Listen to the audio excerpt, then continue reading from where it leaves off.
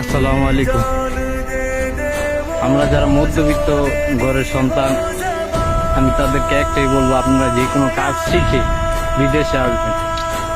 আর না হলে আমার মতো এই যে ব্যবসা মারতে হইব আর ঠেলা গাড়ি টানতে হইব। আর একটাই বলবো যে দীর্ঘ 8 বছর 12 বছর পড়ালেখা করে আমি কিছু করতে পারিনি।